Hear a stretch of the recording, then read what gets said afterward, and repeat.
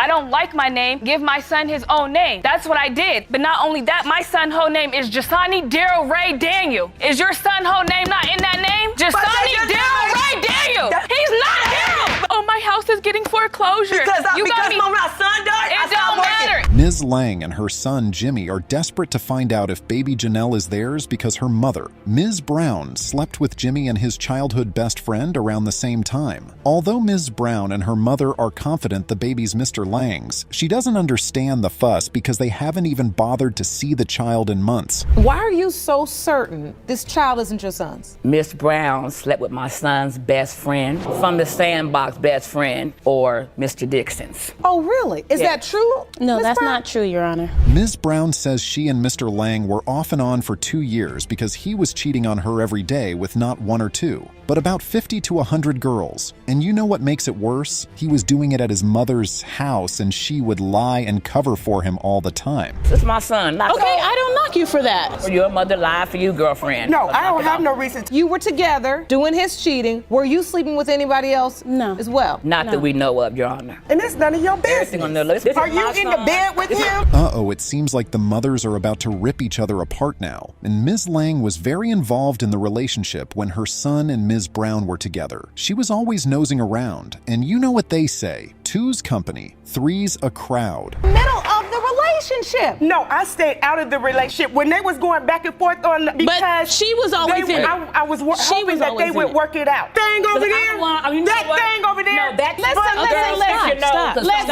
I want to get this over with. You want to be... Mrs. Brown had just started college when she found out she was pregnant and only kept it because Mr. Lang was ecstatic about having a child, begged her to keep it, and even went around school telling everybody he was going to be a daddy. Mr. Lang, when you found out she was pregnant, you were happy about it? Yes, ma'am. Did you have any doubts at that time? Not at that time, no, I didn't. And what made you start to have doubt? When Mr. Dixon got in the picture, and he had told me to stop messing with her, the baby she's pregnant with could possibly be his. And he tells you, don't be too happy because the baby's mine. I would see them in the car riding around together. Is Miss Brown hiding something? Mr. Lang claims that she and this Mr. Dixon, his supposed best friend, had something going on. But Miss Brown insists that she doesn't even like the Mr. Dixon guy and they have never been cool with each other. And to top it all, she says she never even slept with him. Ms. Brown, do you have any idea why another man, Mr. Dixon in particular, would say he's the father? No, Your Honor. When we even seen each other, we wouldn't say nothing to each other. We just look at each other. It was never like that. It was always a group of friends. So why would he do that? They were enemies. He was trying to make Mr. Lang mad. This is when you were showing. Although Miss Lang and her son started having doubts about the paternity of the child while Ms. Brown was pregnant, they remained supportive and stuck with her throughout. They were there when the baby was born and Mr. Lang signed the birth certificate. We both held Miss Brown's legs back while she was pushing the baby out. So you all were there and cooperating? Your Your Honor, he was there. she was only there. Like she said, I'm just here to see if this is my baby. No, When this stop baby, lying. hold on, I'm talking. Like she said. I'll be able to look at it and tell. That's the only reason she was there, to see for myself. Everything was going well until the Langs saw the baby's hairline and were like, hold up, whose baby is this? Honestly, it seems like Ms. Lang's here to throw tantrums and attack Ms. Brown and her mother. Seems to me like she came here to fight, not to fight for the baby, but to fight against the Browns. But in this courtroom, we call it the way we see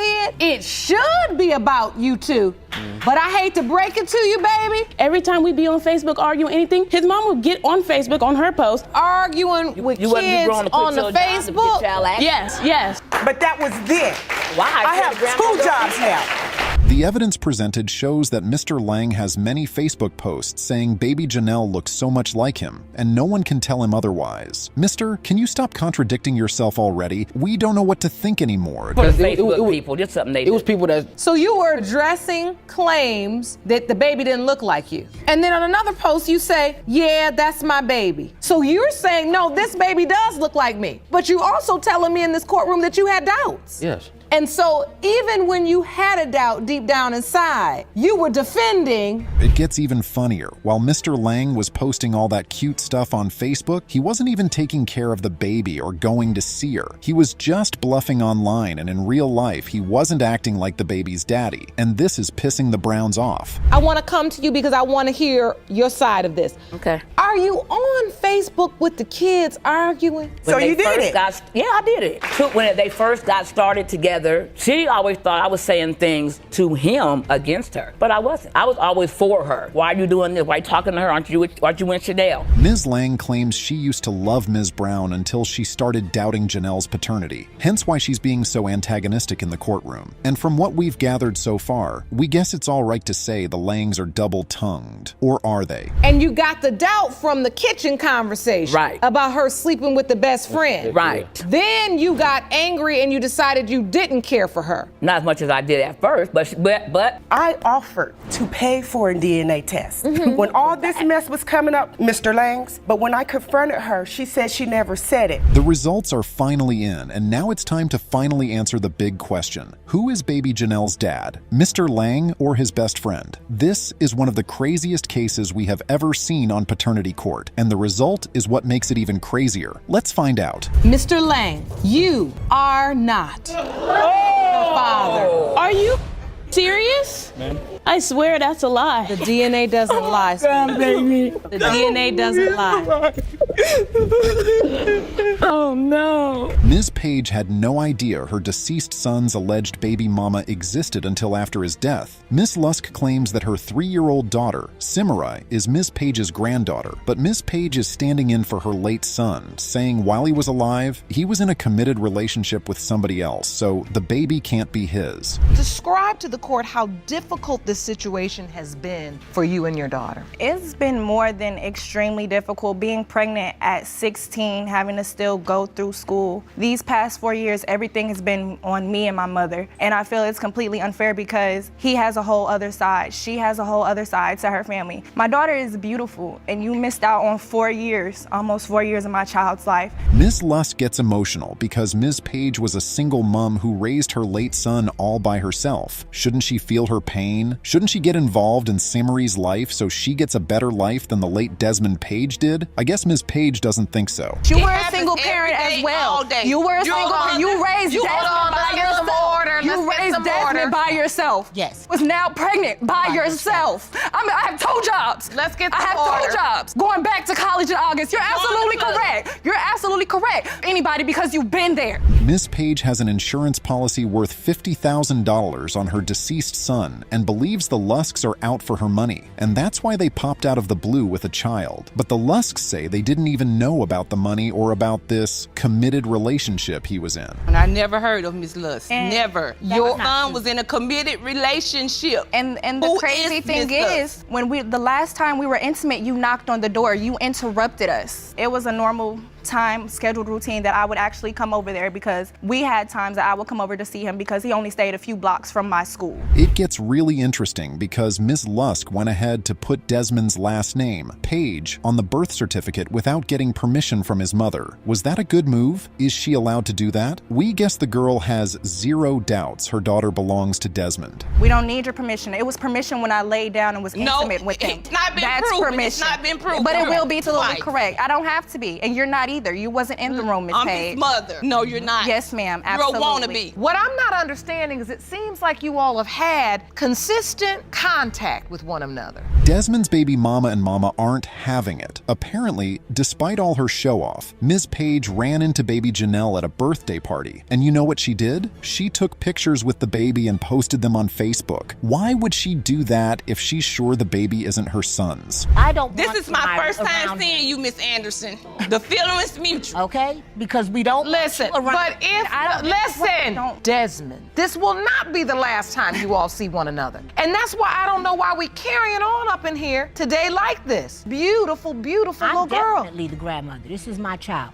But honestly, if we take a quick step in Ms. Page's shoes, we might see where she's coming from. Her son's dead. She can't stand with him in court today like Ms. Lusk is. She can't ask him any questions. She's doing this all on her own, based on the assumptions or facts, according to her, she has about her late son's relationships. You can go by is the positioning of your son, what you were able to see prior to his passing, and that is what you were told and you thought he was in a relationship with someone else, a long-standing relationship. Am I correct? Yes, sure. And you or believe your son outside of that relationship with anyone else. Is that? The story gets sadder because the day after Desmond was killed, his first daughter was born, so Ms. Page had to deal with that. At the same time, Ms. Lusk had to deal with a teenage pregnancy, knowing her baby would never know her daddy. And then she gave birth prematurely 3 months earlier. You called my premature daughter ugly. I did. Funny, she didn't Wait, look It like was her. 3 months early, Miss Page. Listen. 3 months early. And look at my daughter. That is Listen. the spitting image of your son.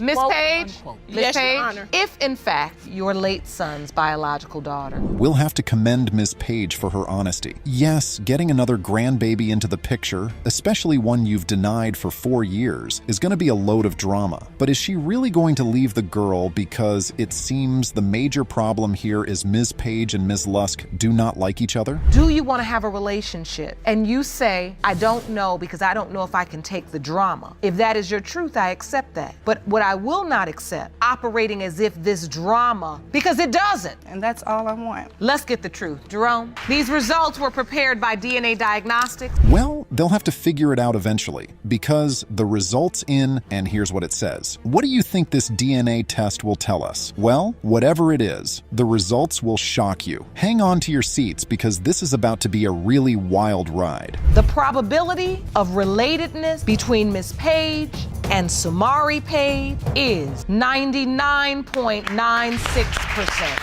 4 years, and I never asked nothing 4 of years, you. I never stop. asked My son's nothing been of deceased. you. You're supposed to do what you got to do as a mother. Stop Absolutely arguing. correct, and I have. Ladies, Ms. Hawkins has found herself in a situation where she has to prove to the mother of her deceased baby daddy that they were in love and her baby is his. Ms. Banks, on the other hand, stands strongly on what her son told her before he died, which is that the child is not his. so Ms. Banks, why do you believe Jasani is not your grandchild?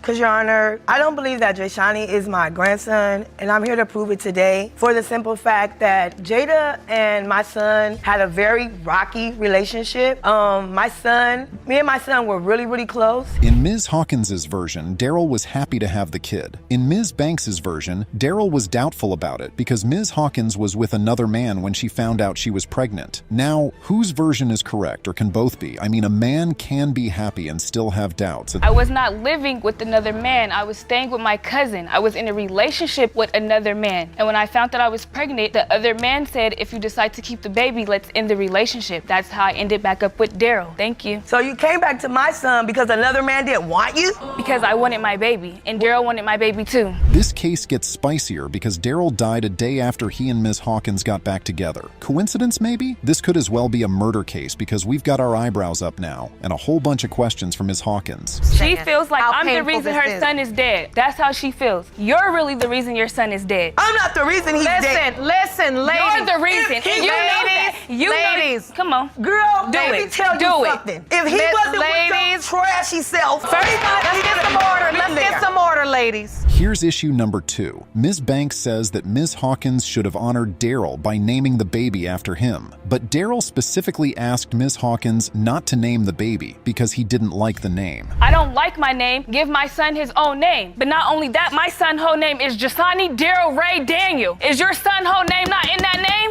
Jasani Daryl Ray Daniel. Jasani Daryl Ray Daniel. All right. That does not make him him. Miss Hawkins. Duh, he's not your son. He's not your son. He's not him.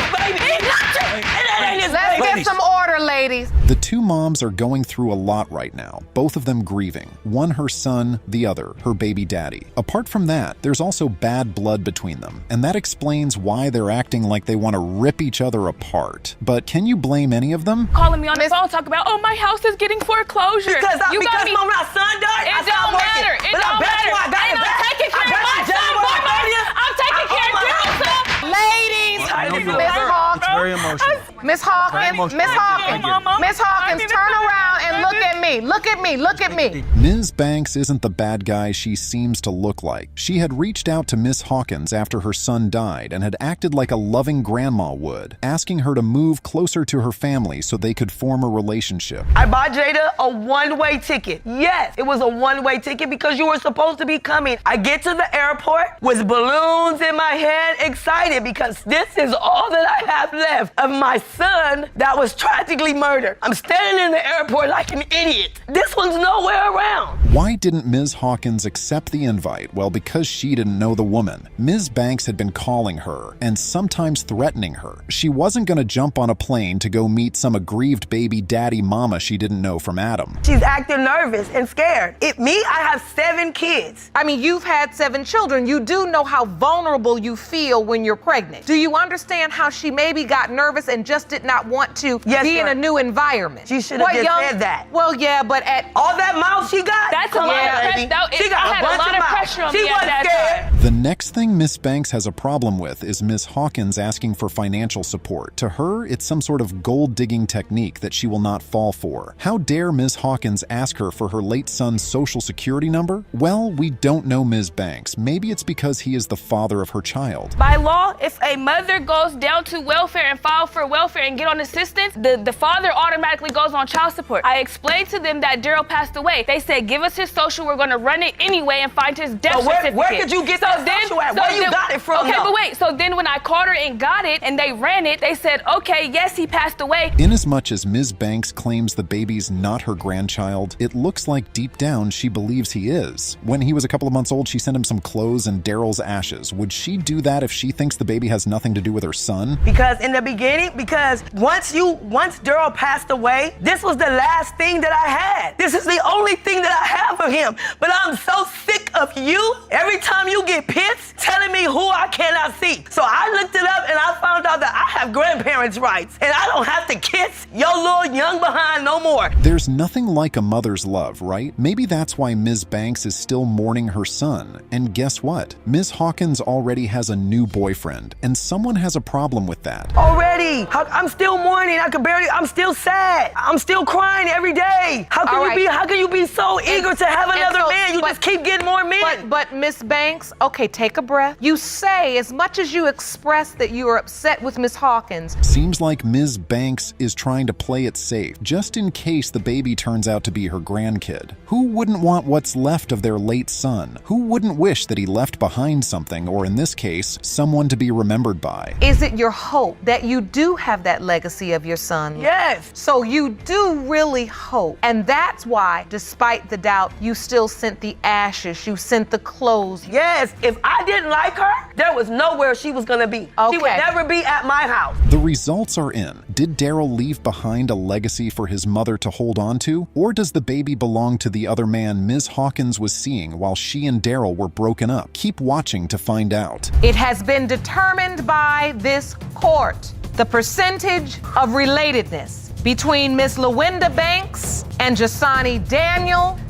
is 99.99%. You are related.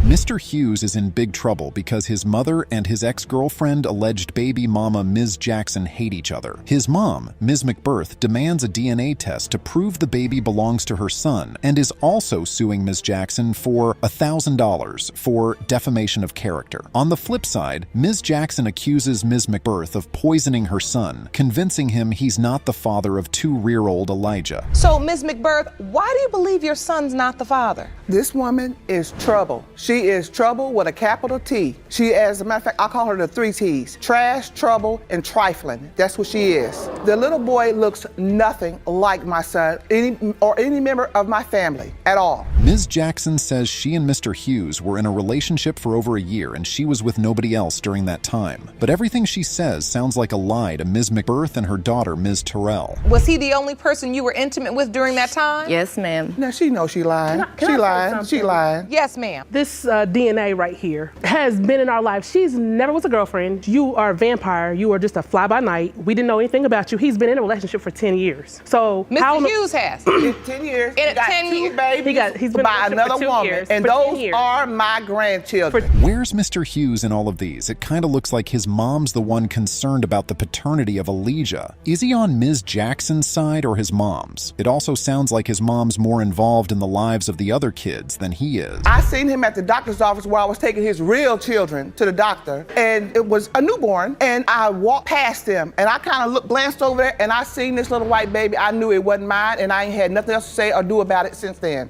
She need to get that out of her head. That child is not my son's baby. While Judge Lauren tries to tell them that the baby being white as snow doesn't mean he's white, Ms. Terrell says something interesting. Ms. Jackson had initially confessed to her that she didn't know who the father of her baby was. First, she's changed her story up different times about who's the father. I asked her, I said, okay, this is my brother's baby. She said, yes. I said, do you know or do you think? She said, I think. So when we asked while she was pregnant, we asked her for a DNA test. And what did she say? She was like, oh, okay. She was all for it. At that time frame, she was all for it, the DNA test. Now, what's this about the baby having Ms. Jackson's ex-husband's last name, and that's not all? There's also nobody's name on little Elijah's birth certificate because Mr. Hughes wasn't there when the child was born. He was not there when he was born. Exactly. I could put anybody on there, but I didn't. Until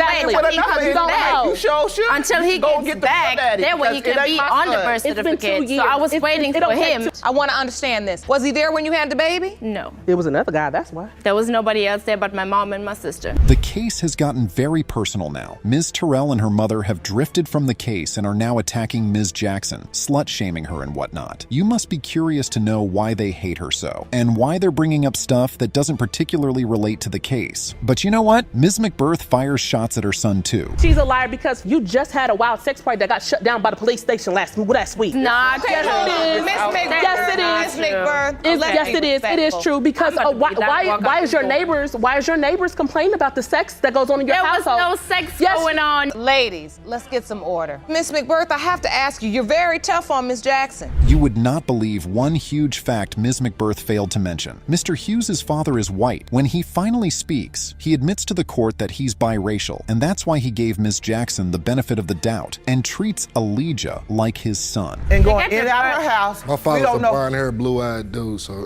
How you know? He just gonna say that because, she gonna freak him after this. Yeah. So now, wait a minute. You're accusing your brother of not having enough sense to testify as to his own experience? He's told us it wasn't his baby. Ms. McBirth and Ms. Terrell are still insistent that Elijah's not Mr. Hughes' son, even though he is cool with it. In fact, they bring out more evidence to prove their point. Also, baby Elijah calls someone else daddy, someone that isn't Mr. Hughes. How do you explain that? He has no features of any of us. He don't look like nobody I know. Nothing. Nobody. He don't look like nobody I know. All my grandbabies don't have a bridge on their nose. That little boy got a bridge. My grandchildren all look alike. Every last one. All his kids look alike. So wait, we're looking at the bridge of the nose. Right. It also turns out that the genesis of Ms. McBirth's problem is that way too many girls have claimed to be pregnant for her son, and she's sick of it. It makes us wonder how promiscuous this man could possibly be, and why his mom is so involved in all of it when he should be the one having to deal with it. Miss McBirth is speaking the real truth of what she's really frustrated about. I've been through hell. Every time I look around, it's a baby here, it's a baby there, and I'm the one stuck helping, gotta feed them, take care of the clothes, and keep them while the mom and daddy either go to work or run the street. I'm sick of it. I'm done.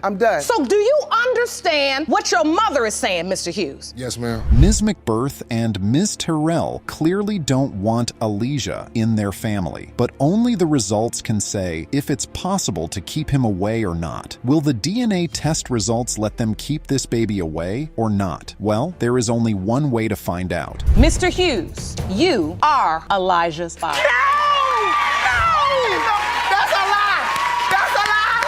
You a lying trick. What did you do? What did you do? Calm down. I'm through. I know that's a damn lie. I'm sick of that. Turns out Mr. Gilbert was all about having a baby with Ms. Davis. He even wrote her a love song, which is pretty darn romantic. But then, things took a turn when Mr. Gilbert's family started doubting the paternity. Apparently, they heard some rumors that Ms. Davis was hanging out with other guys before she met their brother. Yikes. Ms. Davis, you say that you are convinced beyond a shadow of a doubt Mr. Gilbert is your son Corey's father. You feel the only reason Mr. Gilbert is denying paternity is because he has been brainwashed brainwashed and manipulated by his meddling sister. Is that correct? Yes, Your Honor. Ms. Davis is adamant that this is Mr. Gilbert's baby, and she's not happy about his family's doubts. She says they've been brainwashing him, and that's why he's starting to question it. But Mr. Gilbert's sister, Ms. Jones, isn't buying it. She thinks Ms. Davis is just trying to latch onto her brother because he's trying to be a rapper. Mr. Gilbert, did you tell her you want to have a baby? Yes, Your Honor. So why doubt the baby? Because it's like the friends she hang out with, I don't agree with them. None of them. So it made you feel like birds of a feather may flock together? They always do. But I'm my own person. I know who I want. The tension in this courtroom is palpable, y'all. Ms. Jones is throwing some serious shade, claiming Ms. Davis was having threesomes with men and was already pregnant before she met her brother. Ms. Davis is firing back, saying Ms. Jones doesn't even know her. This is getting really messy, real fast. It's like my family don't feel like he mine. They don't know me. My family don't feel like he mine. Maybe it's the persona she gave off, you know? They don't know me. She but give they me was different friends. vibes. They was cool with me at first until I got pregnant. How did you find out you're pregnant? I was sleeping all day, and he went to go get the pregnancy test for me. He told me I was pregnant before I knew. Judge Lake is trying to keep things under control, but it's not easy. She's trying to figure out where all this doubt is coming from, and it seems like it's mostly due to Mr. Gilbert's family. They're convinced he can't have kids because of some health issue, and they just don't think baby Corey looks like him at all. And when you see that They picture, know it's this baby. it just upsets you because you really want this baby to be yours? Yes, ma'am. Where did this go wrong? The streets talking. She was messing with other people at the time, Your Honor. What that's other why. people? That's You don't why. even know me. That's why I'm When? saying Where? we heard from When and people where? that she was pregnant before she started messing with my brother. But then Ms. Davis drops a bombshell. She says Mr. Gilbert actually wanted to have a baby with her, and they planned it together. She's got the photos to prove it, too. They look like a happy couple, all cuddled up and excited about their little one. Judge Lake is even getting in on the action, cooing over the sweet baby bump pic. No, they can't even tell you that I talked to anybody while you sitting up here doing all that. I don't know that. I don't know what you was doing. I don't know what Now you want who? So now you even doubt. I What play, I playing my slept child. with me, though. You planned I to playing child my with me. child. You felt that way. Yes, Why you was yes, with me Your Honor, I for? playing my child. Why you was with me Don't get it for? wrong. But you 'Cause still a can't female, mess and I'm a with me. male, of course. But Okay, one. okay. Listen, one at a time. Things are getting tense again, though, as Ms. Jones keeps insisting that Ms. Davis is lying and trying to trap her brother. She's even claiming that Ms. Davis is pregnant by another man right now. Hold up. What? Ms. Davis is quick to shut that down, saying if she's pregnant, it's Mr. Gilbert's. Your Honor, she was at our house while she was And I pregnant. can see that really hurt you because you felt like in the beginning Yeah. you were and now everybody turned on you, you said. Yeah, yes, ma'am. I didn't Yes, Your Honor. Nobody turned And on you her. got They the said- baby. So he got doubts within himself, so I want you to just I got tell doubts him. within you. Just read the results, because they're gonna tell it all. Finally, the judge is ready to reveal the results, but just as she's about to do it, Miss Jones drops another bombshell. She says she's heard that Miss Davis is already pregnant again, this time by another man. What? Ms. Davis denies it, but the tension in the room is palpable. Everyone is on the edge of their seats, waiting to hear the truth about baby Corey. Mr. Gilbert, you are the father. You don't get me, bro. I'm mad still, because you don't be right back with me.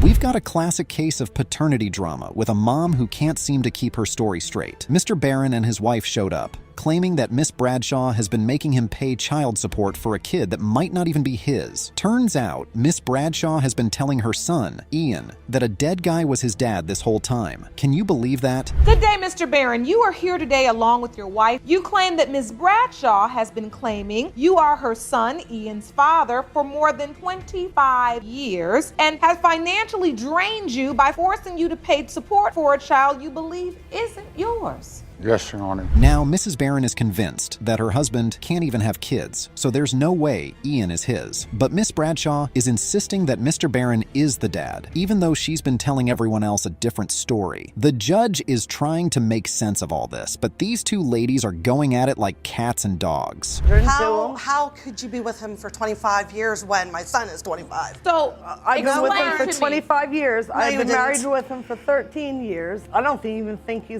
can have children. I think it's sterile. So you're saying in all of the years you've been together, you've never conceived a child? Turns out Miss Bradshaw even took Ian to the grave of a dead guy, telling him that was his dad. The guy's been dead for years, and Miss Bradshaw was just using him to cover up the fact that she didn't know who the real dad was. And on top of that, she's been taking money from Mr. Barron all this time, even though she knew he might not be the father. What in the world? Who's the father? Who's signing the paper? Calm down. Fill me in on this. Mr. Barron went to jail twice for unpaid child support. Yes. Yes, I did.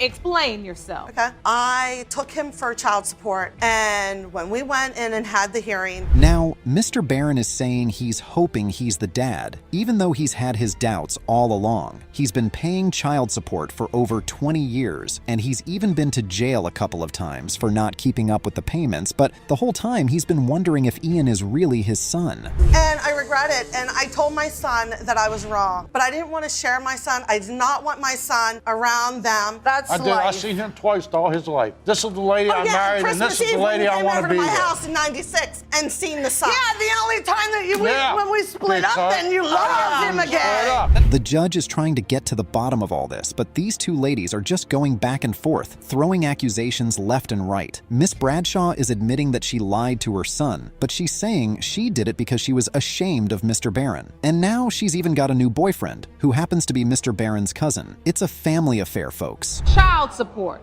Yes. Over the years. Yes. And to this day, he doesn't know if he's truly his father. But he could have if he would have requested DNA at the beginning of all this. You could have just When said, I hey, why don't you told him see my I son? did. You was not Wait there, a minute, wait a Sharon. minute, wait a minute. Ian, the poor kid, is just sitting there, trying to make sense of it all. He's been lied to his whole life, and now he's finally got a chance to find out the truth. He's saying he just wants to know who his real dad is, so he can have a relationship with him. And Mr. Barron is getting all emotional, saying he hopes he's the dad, and that he wants to be a part of Ian's life. The guy that's dead wasn't my father. Had so many emotions built up, and I kept after about who my father was because Dawn was paying child support. We never had a relationship. There was rumors floating around. We live in a small town, so. But then Mr. Barron's wife, Brittany, steps in and says it's really important for Ian to know who his dad is, especially since she and Mr. Barron lost a baby recently. She's saying that Mr. Barron has always wanted to be a dad and that he's ready to welcome Ian into the family, no matter what the DNA test says. The judge is finally ready to reveal the results, and it's a doozy.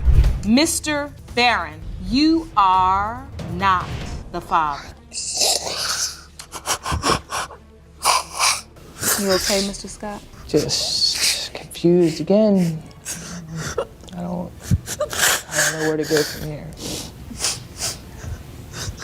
Your son says he doesn't know where to go from here. Oh, looks like we've got some drama on our hands today. Ms. Kingsbury and Mr. James were supposed to be a happy couple planning for a baby, but things took a wild turn. Turns out Mr. James was getting a little too friendly with someone else while his girlfriend was pregnant. This is not looking good, folks. Miss Kingsbury, you say you were in a romantic relationship with the defendant, Mr. James, and planned to have a child together, but when your 11-month-old son, Chance, was born, Mr. James turned on you and began to deny paternity. You are here to prove Mr. James is the biological father. Is that correct? Yes, Your Honor. From the start, it's clear these two have some trust issues. Ms. Kingsbury admits to telling a little white lie about getting a ride from a coworker, and Mr. James just can't seem to let it go. He's heard some rumors about her getting out of cars with other men, and that's really got him riled up. But come on, Mr. James, a ride to work? That's hardly grounds for accusing her of cheating. I think I could count on her. She was supportive. That was the nature of the relationship at first. So what are you trying to say, that we weren't in a relationship? We didn't have love for each other? Are you trying to say that, Mr. James? I ain't say we didn't have love for each other. I said I wasn't in love. I got love. So why were you planning to have a baby with someone you weren't in love with? Things get even messier when Mr. James drops a bombshell. He had someone else pregnant at the same time as Ms. Kingsbury. He tries to play it off, saying he was just sleeping when Ms. Kingsbury told him she was pregnant. But then he goes and and yells it out the window of his car like a crazy person. Real smooth, Mr. James. Real smooth. Brought her all the way to the other side of town to her godmother, and I had to get to work. I paid the young man gas money. And another thing, when I was going to get my nails done, the young man was on his way to my house to get his money. Me, Kenneth, and my daughter was walking to the nail salon to get my nails done, and the young man gave us all a ride. So if he felt any way towards me and this young man. Now we find out that Mr. James was actually at the hospital for the birth of his son, Chance, and even signed the birth certificate. But then he starts doubting the paternity because Chance was born with the sickle cell trait.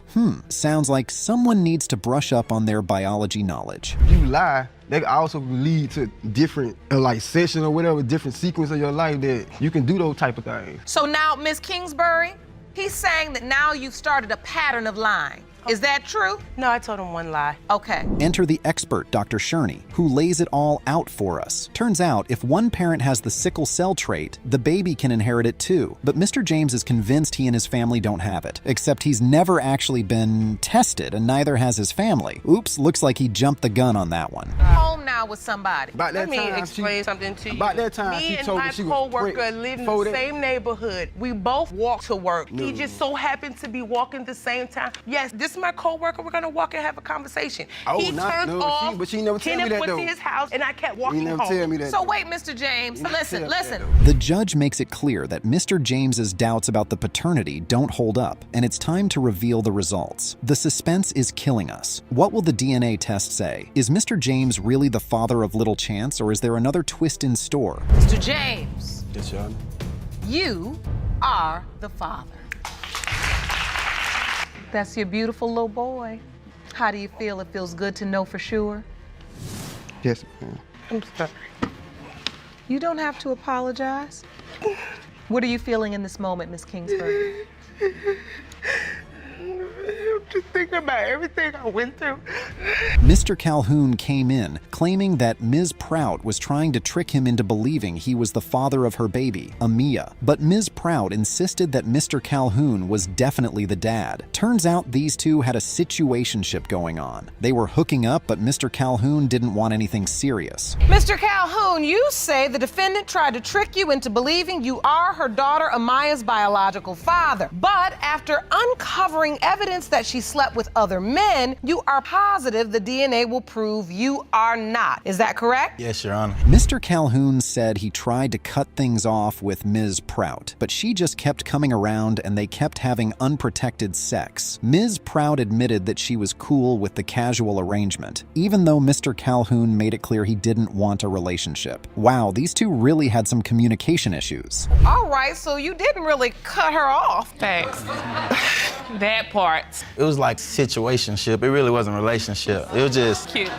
Situation. Yeah. All right, we've heard that one before. Yes, ma'am. So, Ms. Prout, you still continued to have sex with him after he made it clear he didn't want to be in a relationship? Correct, Your Honor, I did. Things got even crazier when Ms. Prout said she went to multiple doctors who all confirmed she was pregnant. And get this, she said the dates lined up perfectly, with the baby being conceived right around the time she and Mr. Calhoun had unprotected sex. I asked for a DNA test, but not when she's saying I did, Your Honor. Well, when did you ask for it? After I found out that she said she was pregnant, I blocked her on all social media and everything because I thought she was crazy. She called me and said that she had took fertility medicine to get pregnant by me, and she got exactly what she wanted out of me.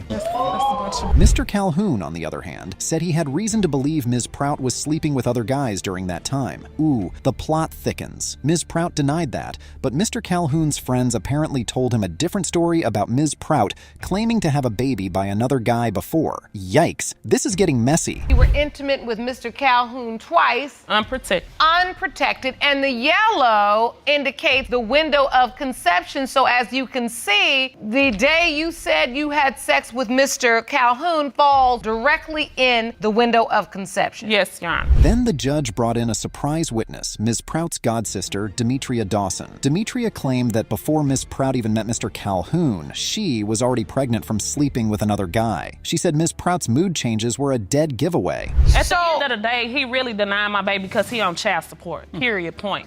That's it. It has no. We've It has been back no and deal forth. with child Or support, one Your Honor. minute I'm the daddy, I'm happy, whoop-de-whoop blam. Then the next minute I'm not the daddy when you get hit with them papers. Your Honor, That's how it goes. Your Honor, I received the child support papers. Received the child support paper 3 weeks after her daughter was born. But Ms. Prout fired back, saying Demetria couldn't just make claims about who she was sleeping with. Ms. Prout insisted she had stopped seeing the other guy weeks before meeting Mr. Calhoun, but Demetria wasn't buying it. This is getting intense, folks. You have a daughter being born. Do you want to come up here and see your daughter being born? Me, I came to the hospital just to see if she was pregnant. I never believed that she was pregnant. And she's laying there, the baby's in the nursery, and she's doing her paperwork. She says, "I'm doing this paperwork. Do you wanna sign it for your daughter?" The real bombshell came when Ms. Prout admitted that the other guy she was with is still in the picture and has been acting like a father to Amaya. Mr. Calhoun was stunned, asking, "What am I supposed to think?" The judge pressed Ms. Prout, asking if she and this other guy had taken a DNA test, and Ms. Prout said no. And they tell me that's crazy because she said she had a baby by me before, and when I asked her to produce the paperwork and produce the pregnancy test, it was non-producible. That's a lie, Your Honor. So I felt like, yes, ma'am, like she couldn't produce it, like she couldn't produce it. Although this is not looking good for Mr. Calhoun. He seemed convinced he wasn't the dad, but the judge reminded him that anytime a man has unprotected sex, there's a real possibility of a baby. Yikes, Mr. Calhoun really set himself up here. It's time for the DNA test results to be revealed, and the tension is at an all-time high. Mr. Calhoun, you are the father. Wow. Wow, that's crazy. That's really crazy. Why are you so upset, Miss Prout? Y'all don't know what I've been through with this man. Like, this whole beef thing, I can't co-parent like that. Either we gonna co-parent the right way or it's just not gonna happen and we can go to court and figure it out like that. So, Mr. Streety is accusing his ex-girlfriend, Ms. Johnson, of cheating on him with a guy she worked with at a haunted house. And now he's questioning whether their 13-month-old son, Zeandre, is actually his You say you got spooked when you found out that your ex-girlfriend, Ms. Johnson, cheated with a man she worked with at a haunted house. You have dragged the defendant into court today to prove that you are not her 13-month-old son, Zeandre's father, so you can remove your name from the birth certificate. Mr. Streety starts off by explaining that he signed Zeandre's birth certificate, even though he had doubts about being the dad. Turns out, when he first met Ms. Johnson, she was already pregnant, but Mr. Streety, being the good guy that he is, decided to step up and take on the role of father for all her kids, not just the new one. Who wasn't yours. When you met her, she was pregnant. Yeah, plus their older siblings too. And the older siblings. It's not like you didn't know. But you signed the birth certificate of the first child. This last one. And his brother, the two youngest. But you knew that. That's what you agreed to do. Yeah, but I did that to show you that. Wait, I want to be clear. You signed the birth certificate for a child you knew wasn't yours. Yes, Your Honor. Ms. Johnson chimes in, saying that Mr. Streety was already suspicious of her back then, thinking she was involved with someone else. Apparently, he even moved to Denver without telling her, probably to get away from the drama. But Ms. Johnson wasn't having it. She says he's the one who's delusional, and that the timeline he's presenting is all messed up.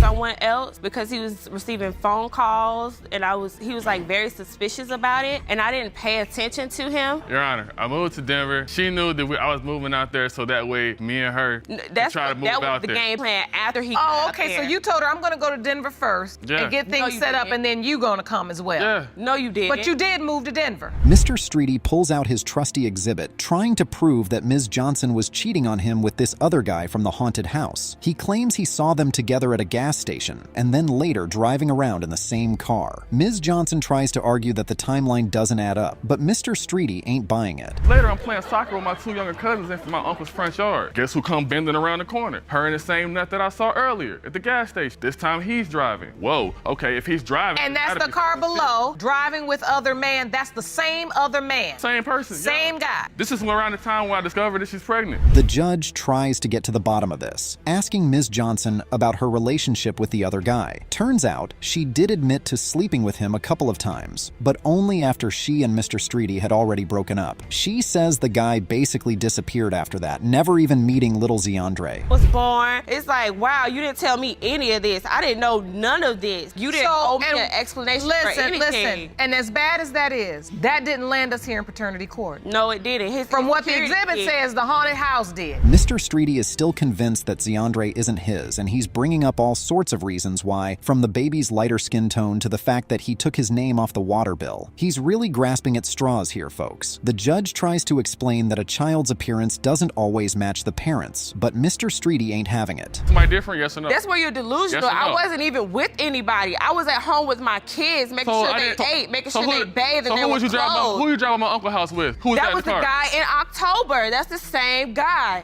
No, they're not. Ms. Johnson gets emotional, explaining that Mr. Streety has been in her other kids' lives for years, and she's upset that he's now trying to back out of being a father to Zeandre. She feels like he's just using this as an excuse to avoid responsibility. Mr. Streety, on the other hand, says he's just trying to protect himself and his credit score. I know that their fathers was not there for them. I already know that. I'm sitting there in the hospital holding him. So wait a minute.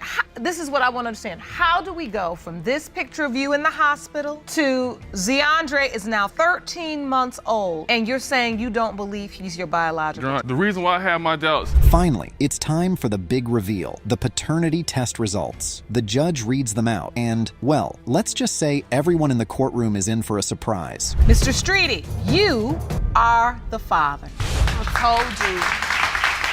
How do you feel now, Mr. Streety, now that you know for certain? That just shows right there that she did have somewhat of some kind of respect for me. You know what I'm saying? She never been unsure. I always been unsure. I believe you doubt it. You know, some men come in here, I feel like they ain't got doubt, they just don't want the responsibility. Butler has 4 children for Wilson, but the latter strongly denies fathering 2 children, Zariah and Nyiona. If Wilson agrees that he fathered the other 2, why is he denying the paternity of these little girls? At the time she had the baby, she was a liar, cheating all the time, had multiple guys running out of the house. And not mine, not at all. And Miss Butler, you say he's absolutely incorrect. You are 48, she is 25. Yes. Doing her thing when really she's not. Yikes, someone's already throwing shades, but that's going to be unpacked later. Since 2 children were involved, the judge decided to handle each case separately. So first, let's see what Wilson and Butler's relationship was like around the time Zariah was conceived. She was living at home with her parents at the time, and one time I go up to her job, see her at work, take her some lunch, and I seen her get out of another guy's car. She been in a whole nother relationship with this other guy. I mean, what? Okay, wait. So I want to understand this. At the time Zariah was conceived, you thought you all were committed. I thought so. But oh, now that's unacceptable. Butler admitted that she knew the guy Wilson was talking about. She also admitted that they had both gotten into a failed sexual entanglement, which means that they started the act, but didn't finish. Since Butler doesn't deny Wilson's accusations, the judge decides to move on to the period when Wilson discovers that Butler is pregnant with Zariah. How did she tell you I'm pregnant with Zariah? She was just talking about she missed a period, so I kept on telling her, go get the pregnancy test, go get the pregnancy test. So she finally got it, came to find out she was pregnant. So I always, in my back of my mind, I knew the baby wasn't mine. What was going on? I mean, I didn't have my phone at the hospital. At this point, Judge Lauren started seeing how suspicious Butler was behaving. How is it that in the entirety of the hospital, she couldn't get one person to help her put a call through to Wilson, who was supposed to be her baby daddy? This only creates more doubt in Wilson's mind. Despite the doubts, Wilson was upset that his name wasn't on Zariah's birth certificate. What the baby's name gonna be? So she gave the baby's first name. Now, at the time, I thought it could be my baby, my last name. So the next day,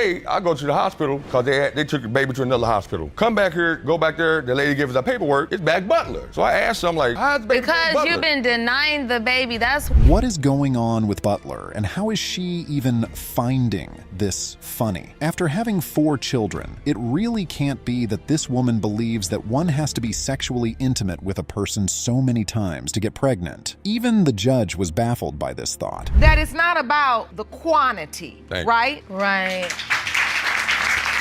You could have sex with him 5,000 times and have sex with another man 1 time, and that one man be the father. No, but we always end up stopping, or we either use the condom. So I know for sure.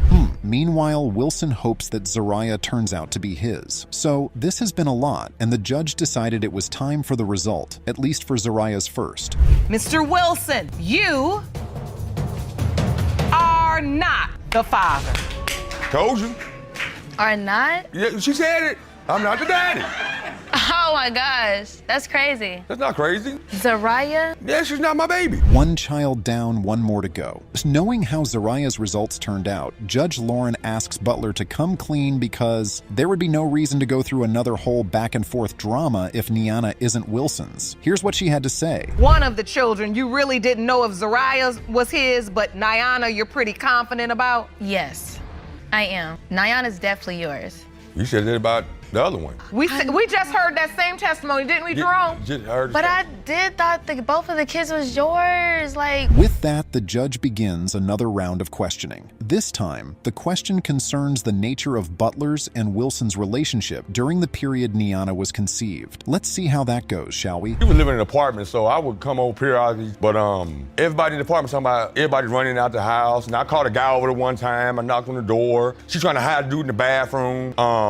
There was not no multiple occasions. guys. You only seen one thing. I only seen it one time, but everybody tell me. Ugh, Butler. It's all just too much. But what's baffling is how Wilson knows all of this about Butler and yet is still actively involved sexually with her. I mean, really, you've had so much to say about her. Little girl that don't know whether she coming or going. You're right. In a hurry, going nowhere fast, and you steady having sex with her with no protection and potentially making babies. I thought about that, and I was wrong. I thought we can get back together, because she always telling we're going to get back together. It's clear that Judge Lauren is pissed with this situation, and I don't blame her. Butler was asked to tell the court if she was dating someone else during that period. Here's what she said. I did see the guy like a couple of times, and you know who the guy is? There's multiple guys. No, it was like one guy that I can remember. I mean, like multiple guys, ma'am. We did try to have sex, but we did use a condom, and like he didn't even finish. That one didn't pan out. Yeah, that didn't work. I did that. Multiple guys.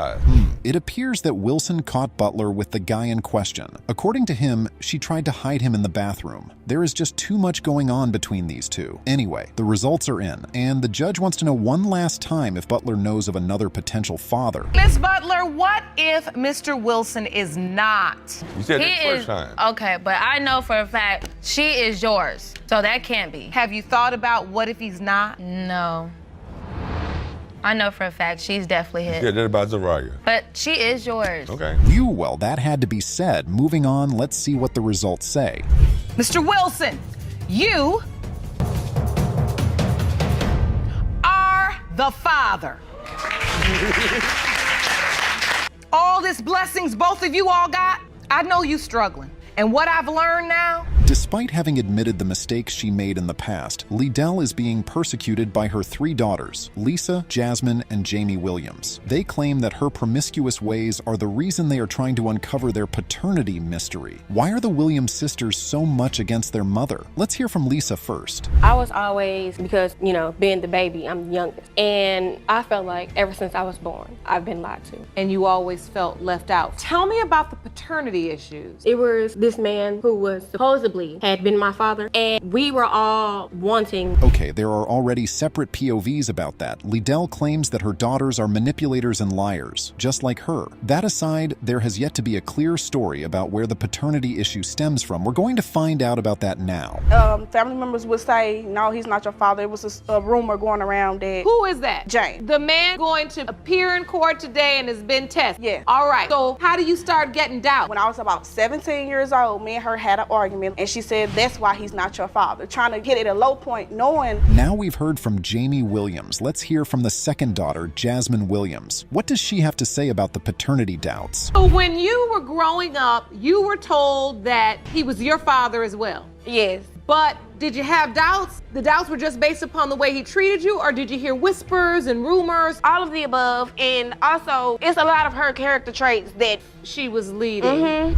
The girls have all expressed the reasons they started having paternity doubts, but they were not done spilling all sorts towards their mother, Liddell. The girls mentioned that they never experienced the love of their mother, who sent them to the homes of various family members. Hearing that, Liddell had something to say in response. I give them that. I wasn't about nothing. I didn't even love myself, so how could I love them? I think the best thing that I did was to give them to family, because if they would stay with me, either they'll be in the chance to try to raise us. I was in 5 different homes. 5. She didn't try. I have one thing I could do for y'all. You didn't try. Wow, well, at least she's honest and seems willing to make amends. After all, she came to court to set things straight for the sake of her daughters. But you see those girls, as strong-headed as, well, whoever their father is. Their supposed daddy, Williams, has been tested and is joining the court session via a video call. Mr. Williams, we're here with Lisa, Jasmine, and Jamie, and we're talking about the circumstances regarding their, do you believe you are young girl's biological father? Do you believe that? Deep in my heart, Your Honor, and I hate to say it, and it's hurting me to say it too. So it turned out that Williams, who Liddell had told the girls was their father, has always had paternity doubts. No thanks to Liddell's philandering. Not having a mother to guide them was already an issue for the girls. It got worse for them when an absent father was added to the list. And then we don't have our father. You know, you get out here and do that you shouldn't be doing because you never had that father to show you. We never had that. Never. Mr. Williams is here and he knows he's been absent. How has it affected you specifically when you... Liddell tells the court that she does not know that William is the biological father. However, he is the man she suspects might be their father, hence his being in court today and having been tested. The session proceeds with Jamie questioning her mother for not being available for them when they were kids. You would not believe what this turned into. I was a piece of, like, I'm not gonna keep down on myself, but I didn't care about y'all. I'm keeping it real. Y'all want me to keep it real? I didn't care about y'all.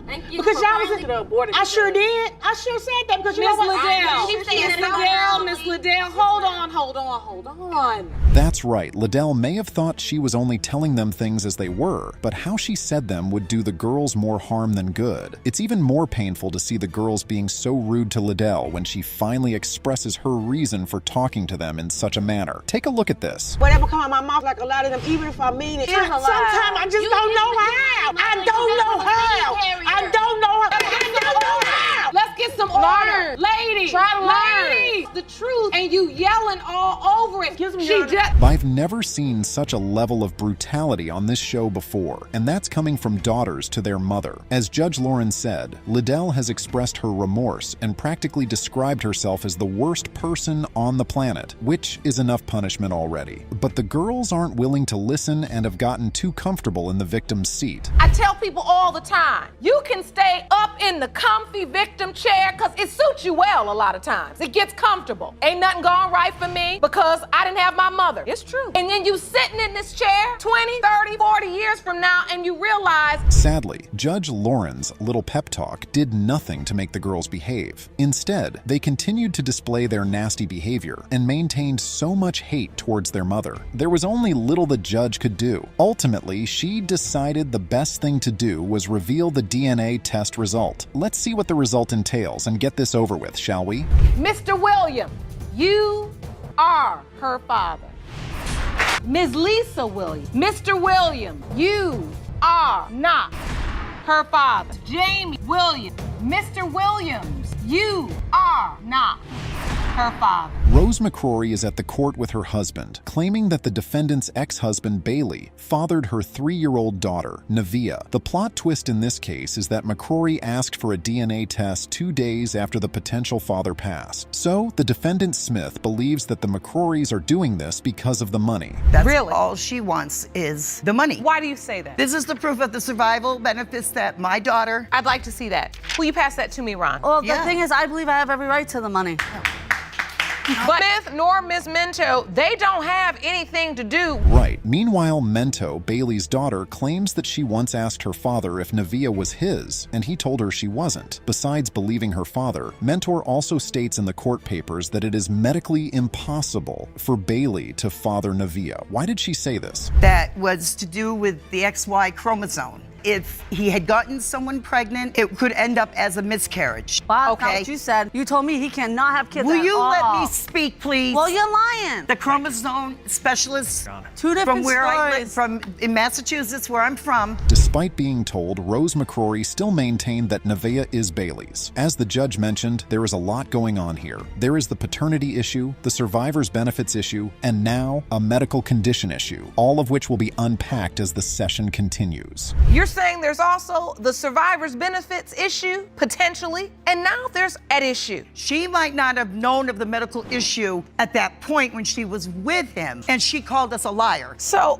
it's not because I'm going by what he told me. All this is being said about a man who isn't even here to defend himself. Rose's husband also added his piece to bolster the gigolo part. He claimed that Bailey has another potential daughter outside. But of course, Smith wouldn't sit there while her ex-husband's name was being dragged in the mud. We're not here to discuss anybody else. We're here to discuss your child. Yeah, my you know child. What? That's some what he... kind of idiot, but in no, he's reality, really not. No, honestly, I know you're he's not. lying. He was a good man. That's why you called him a man whore. So, Miss Smith, who do you believe the father is? I do think you it's know? her husband, Mr. McCrory. No, it's not. No, it's not. Smith also adds that Nevaeh looks more like Mr. McCrory than her late ex-husband Bailey due to Nevaeh's complexion, which she claims is similar to McCrory's. It gets even worse when it is revealed that Mr. McCrory is actually on Nevaeh's birth certificate. This revelation puts the McCrorys in a tight corner, and they have to explain this. Okay, why? so why? I know, I can explain do why. Do you have the birth certificate with you? I'd like to Yes, I see do. that. No, we do. Let me see this birth certificate. I took responsibility because he didn't want, he said that he was Because I about was his to one get and rid only. of. You're not his one and only. He said that. Be involved because my daughter's gonna be 18 and I have to be child support. But Smith begs to differ as she claims that Bailey was with her the day Nevaeh was born. McCrory continues his testimony, saying that Bailey never stepped up for Nevaeh, and since he and Rose were dating, he decided to play the role of a father. Moreover, he had fallen in love with baby Nevaeh. And then I basically with her for the whole pregnancy, which she wasn't, be with her for the rest of my life and get married to her, so.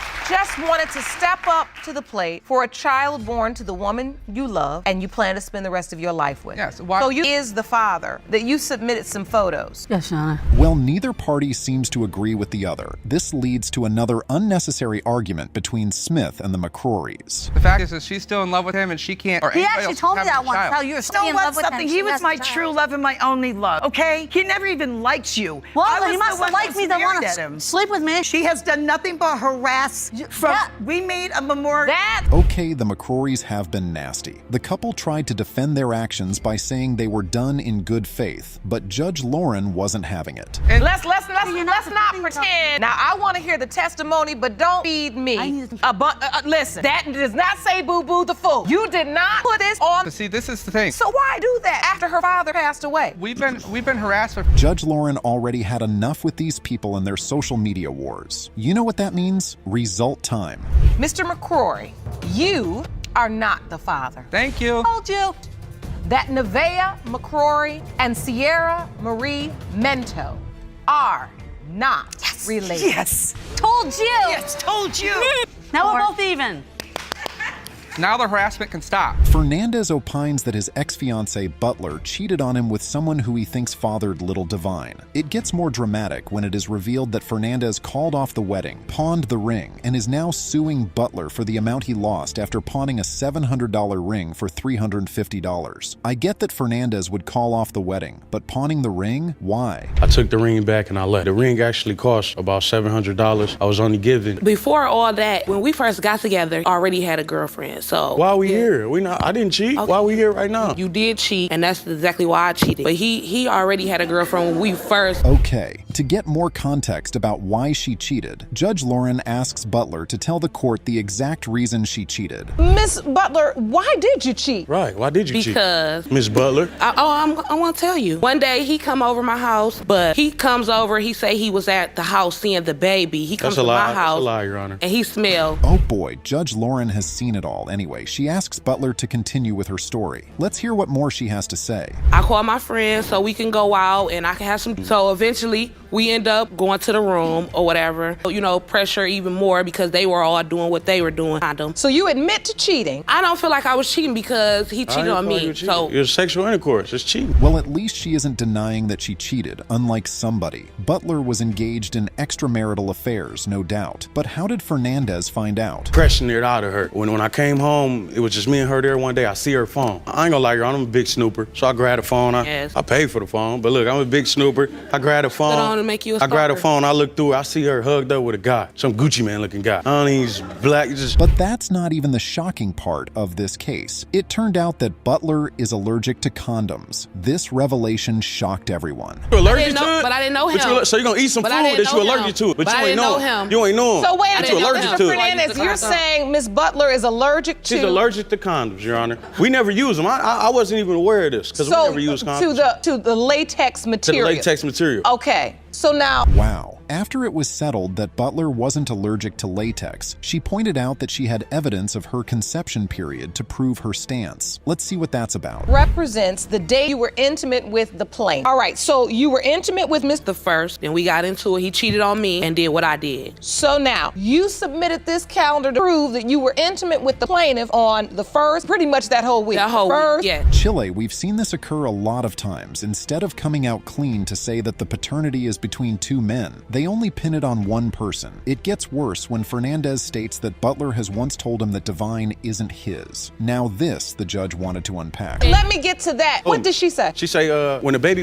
did get conceived. Okay, because you always throwing in my face. I went to take the daughter out. It's Gucci Man baby. But first one day I'm gonna say, yeah, it's Gucci Man baby, because that's all you say. Nobody wanna keep hearing that. Understand now. Once you say that to a man, you can't unring that bell. Well, things got heated, but Judge Loren cleared the air. Soon after, Butler and Fernandez argued about the ring the latter pawned. You're not, how you gonna lie? That's mine. You gave it to me. You put on my finger. But that was a part of us, our bond, our relationship. Okay. But you cheated. So you how broke you gonna, all that. so you how broke you all gonna that. take it back? You pawned it. That's your loss. That's your fault. You should be paying me for the ring that you took from me. My ring. Period. It's my ring. Right. So if Fernandez had already accepted baby Divine as his, why is he still harboring paternity doubts in his head?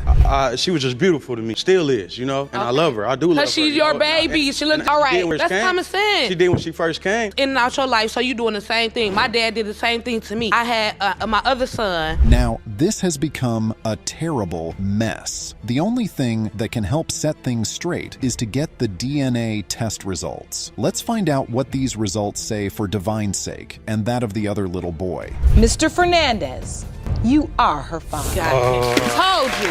I know what I'm talking about. Time. All this time you've been doing that. Wow. All this time. I told you that's your baby.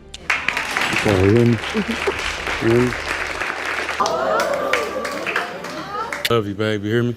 I just want the whole world to see. Two sisters, Janita and Cheryl Rubin, have known Johnny Davis as their father, but now he denies being their biological father, a statement the sisters believe is born from greed. What exactly is the story here, and most especially, why is Davis denying the paternity of these grown women? He always denied me. He always treated me differently. I just feel like he never treated me fair. With my brother and sister, he will bring things around like one Christmas, he bring a whole bunch of toys around, get them toys on top of toys, and then tell them, oh, play with your sister. Loving other children and ignoring the other? Now, that's not a good look on Davis. The sisters have said their piece. Let's find out what Davis says regarding the accusations against him. I'll tell you why, Your Honor. Yes, please. The reason why I treated Cheryl the way I treated her, because her mother slept around. You was a liar. Your mother did sleep. Okay, first of all, neither one of you all was in there when it started, okay? She had 3 kids before I met her. Okay, she had you 3, supposedly had you 3 with me. Chile, the session hasn't even started fully, and there's so much chaos already. But you haven't even seen anything at all. It turned out that Davis was an absentee father and never even discussed the paternity doubt with the mother of these girls. At the same time, the judge was trying to understand why Davis did this. I need to know from you whether you ever were in all of their lives as a father. Were you ever just there? Were you talking to me? I was talking to you. Then shut up. Now you Oh, shut up. no. You shut up. That's Mr. what you Davis, do. first of all, I control this court. Oof, I like when Judge Lauren is on a roll. But back to the main question. Why would Davis acknowledge 2 of 3 little children? What kind of anger could be brewing inside him to make him act that way? Let's find out. Whether or not that child was yours. Exactly. But then you'd end up back in the relationship We seesaw back and forth only together. to have another child. I don't even know if that child's mine either. Then you question if it was yours.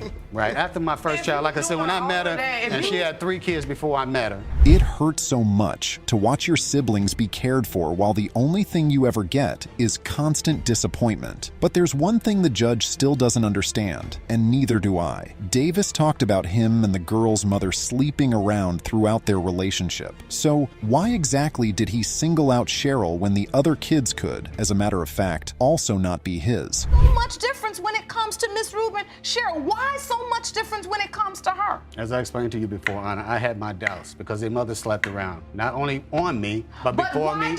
Why do you act that doubt out? Why is it that your doubt is projected onto her I treated Jonathan and Janita, I actually embraced them. There is something Davis isn't saying. Either that or he is just being a nasty person on purpose. Even the judge can't seem to figure out what his problem is. She had to call the plaintiff's witness, Jonathan Rubin, who is Cheryl and Janita's brother, to give his testimony. As far as me hearing about this DNA test, it surprised me because you asked for a DNA test and you claim I'm yours, you know what I'm saying? And then I hear that it's about disease in the family. Why would you wait after 27 years just to come to me with this? It's something you should have told me on the phone, do something, let me know what's happening.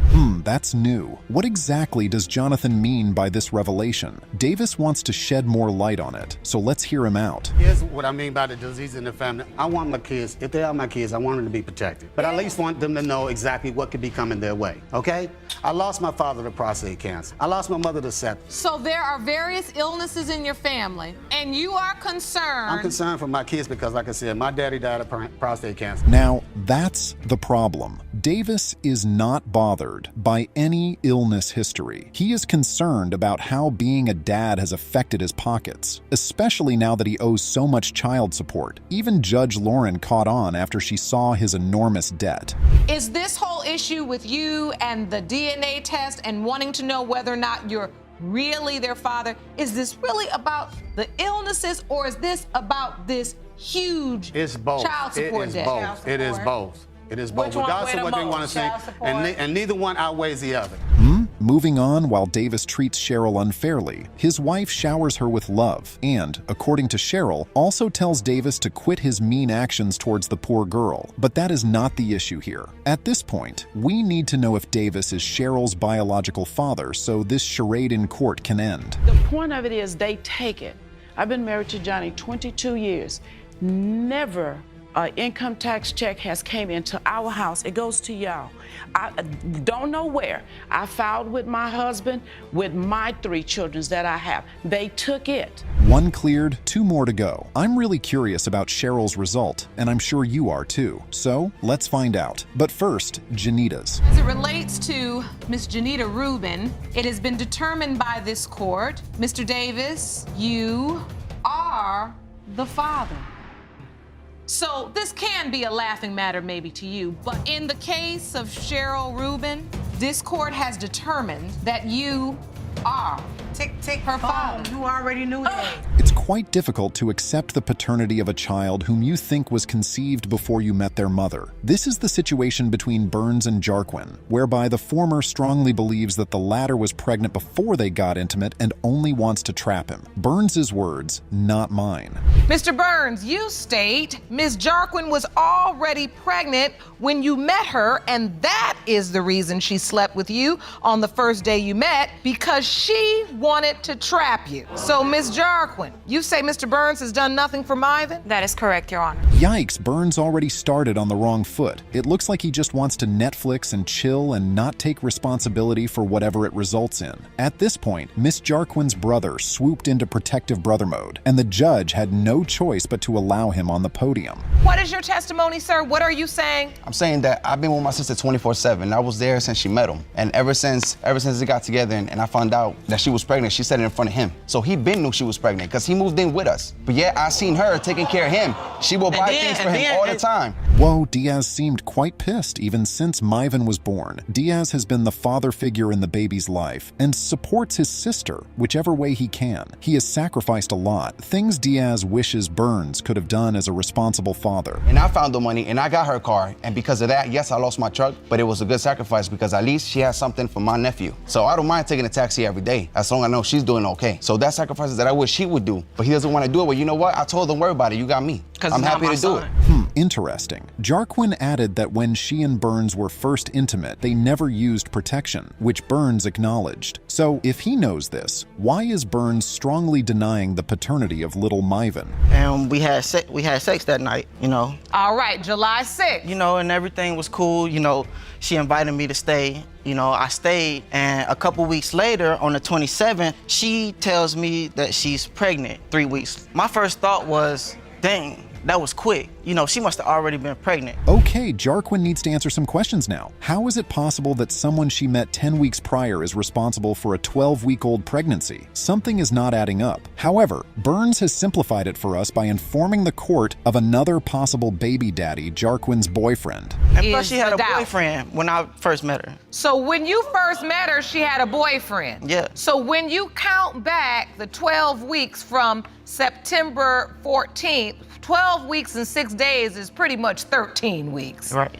On and on, the argument between these two continued, but it still did not make sense that Jarquin would have been 6 weeks pregnant like she said, or even 4 weeks, and Burns, who she had just met, would be Marvin's father. Due to all of these calculations, Judge Lauren accepted Burns' testimony. However, Burns still has another doubt. Let's see what it is. My other doubt is, I knew she was having other partners, sex partners, you know. How do you know this? It was 2 other guys who at the job who I know, you know, personally. I actually spoke with them too, that they slept That's with what her. I want to know is who? They slept with her. Who?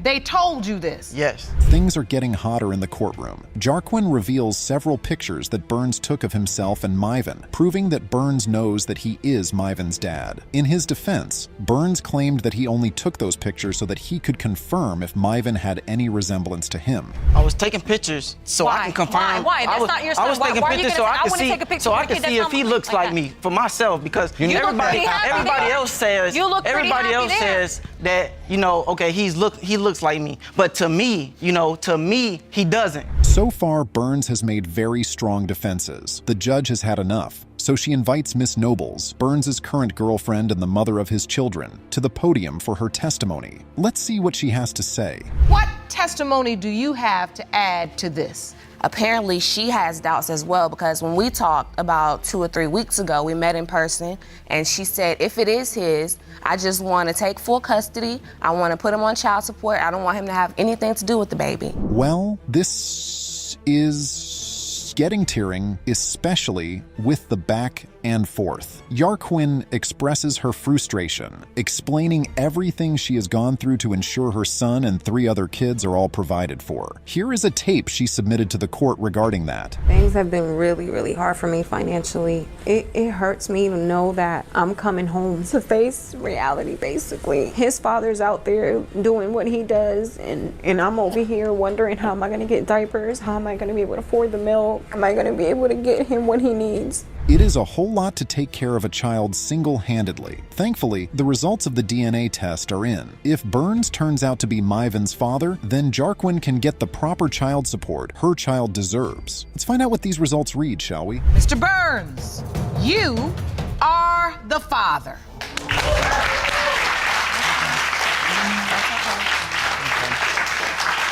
I know now, you know, and I'm gonna treat him and I'm gonna love him, you know. I'm gonna be there for him, as long as she let me. 2 youngsters dabbled into the act of baby making and are now in a messy situation regarding the true paternity of little Ava. While the mother, Middlebrooks, ascertains that Portis is the baby daddy, the latter begs to differ, saying that Middlebrooks only wants to ruin his life. Mr. Portis, you and your mother have petitioned the court for a DNA test because you are certain you are not the father of the defendant's daughter, Ava. Correct, You Your say your life has been ruined and need today's paternity results to set the record straight. Is that correct? Correct, Your Honor. Portis put himself in this situation because of his absenteeism, no doubt. However, he claims that he had tried to get another DNA test done, in fact, at Judge Lauren's court, but that also didn't go through. But whose fault was it this time? Let's find out. But after that happened, we had tried to get it all situated out by trying to get 2 tests done with this court. I can actually look in my court records and see you had a court date on my docket for last year. Ms. Middlebrooks didn't show up. No. Just like that, the chaos began. Portis told the court that his doubt stems from the fact that Middlebrooks had another boyfriend back then, which Middlebrooks denied, saying that he was someone she had been with before meeting Portis. However, Portis still wasn't convinced that was the truth, especially after he found out she had written a letter to this man. Okay, wait, how did you find out she had another boyfriend? Because I looked on her Facebook and I seen her with this dude. And I'm like, who is this? And then she like, somebody I used to talk to, but he was still in the picture. How did you know that? Because of, after she got pregnant, a letter she sent them.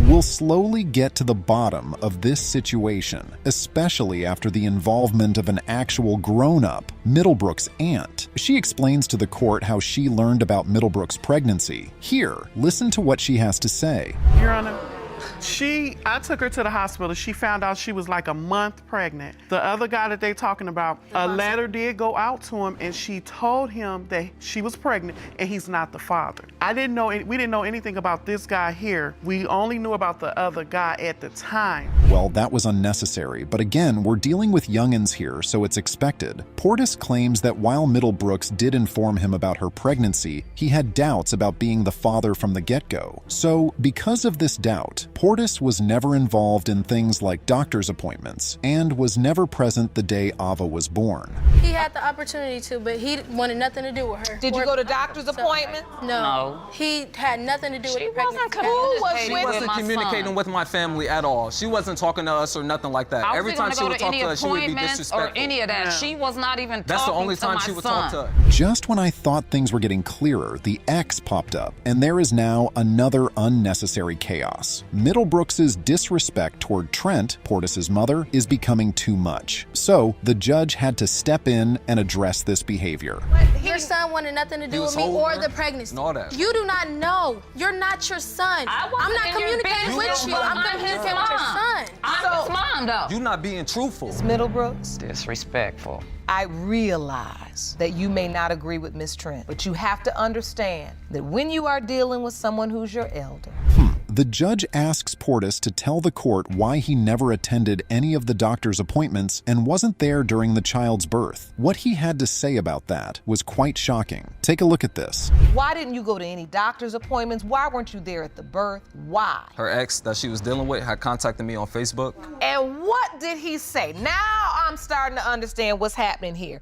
What happened? He was basically saying like, yo, Brian, Jasmine, does she have you on child support and stuff like that? And I'm like, yeah, she does. She's been having me on child support. Things are starting to get clearer now. When Middlebrooks' aunt asked her who the baby daddy was, she told her it was the other man Portis spoke about. Worse, Portis claims that Middlebrooks told him that he isn't Ava's father, yet she was collecting child support from the poor guy. She ever tell you you were not the dad, Mr. Portis? Yes, Your Honor. She told me that I wasn't the biological father. She told me to stay out their life, don't talk to her, don't be in Ava's life, don't do none of that. If you're gonna jump in and out, you might as well stay away. Therefore, I stopped talking to them. I don't talk to them. I don't do none of that. You've never even brought the baby around. But she still wanted my ching for me. How is this even happening? Something is fishy with Middlebrooks because she claims that Portis is the father and is collecting child support from him. Yet she never allowed him to see the baby more than 4 times in 2 years. You would think she would feel remorse for her actions, but she is still yapping at Portis' mother.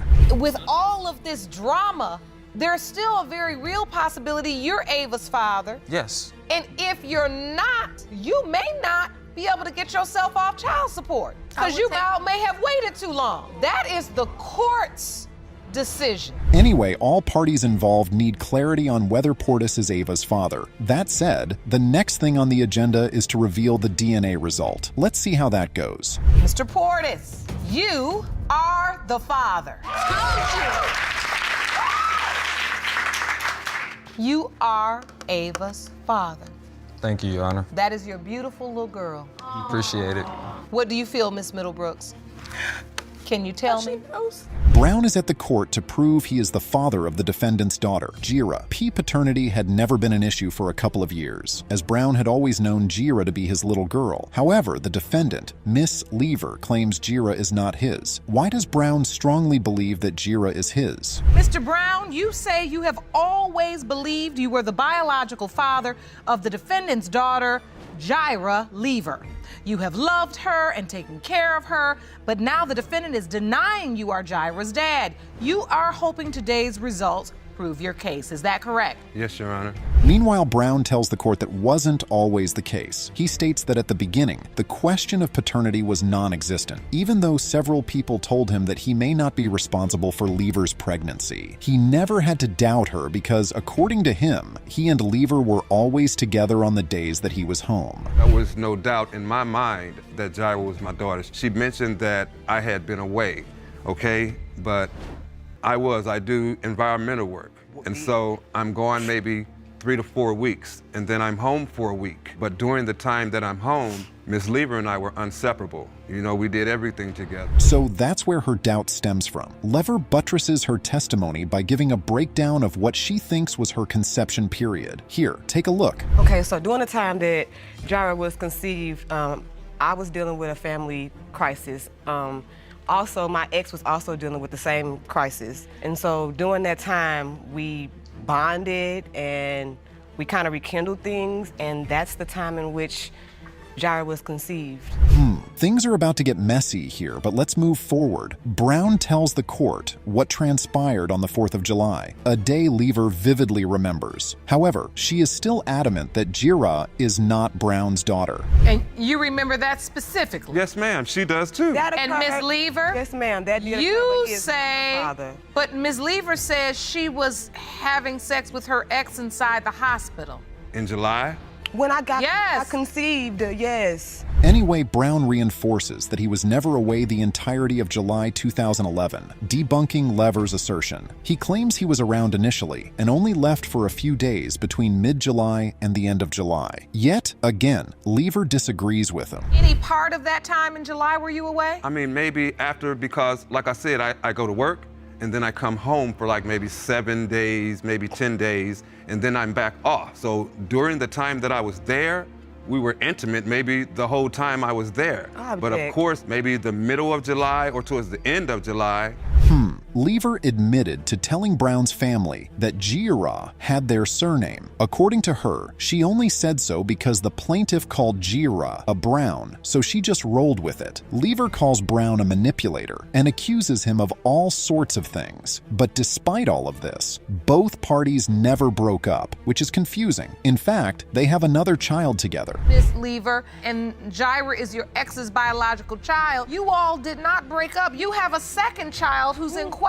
Yeah. Genesis. Yes, ma'am. Can I say something? Even when we broke up, Your Honor, we were still intimate. When she first got her car, she bought a brand new Camaro. She came and picked me up, and we broke the Camaro in, so to speak. Oh my God. So much is going on here, but neither of the two of them is done yet. Lever raves about Brown's financial incapacity. However, he responds, saying that he takes a sizable weight off Lever's shoulders, especially when she is away doing other things. Financially, I do come up a little light. Come up a little, okay? all the way. But if you remove the finances, I take care of those children, I pray with those children, I help those children with their homework, I bathe those children, I get the children dressed, I take them to school. She don't do none of that. Well, it turned out that Genesis had no name listed as her father, but the surname Brown Lever. But whether or not the kids bear Brown's surname, Lever's issue is that Brown has never made attempts to leave her house after 8 years, something she badly wants him to do. As I look at this birth certificate, Genesis Summer Lyric Brown Lever. And Jira's supposed to be the opposite. That's what you want. That's not what I wanted. So wait a minute, Miss Lever, you did give Genesis his last name. Yes, ma'am. As I believe that he is her father, but it is a possible doubt.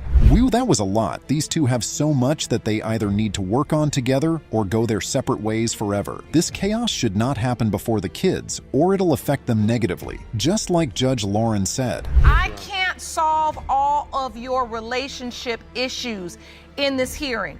What we are here for is for the children. Yes, ma'am. Genesis, Jira, and most importantly, here to try to establish who their father is. Yes, Your Honor. They deserve to know that. It's about time. Since these two started giving their testimonies, there has been nothing but argument and disorder. But at last, we have the DNA result to put it all to an end. If you're curious about what the results say, stay tuned, and you'll find out shortly. Mr. Brown, you are the father.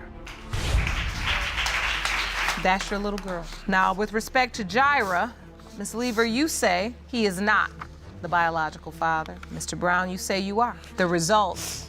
Mr. Brown, you are not the father.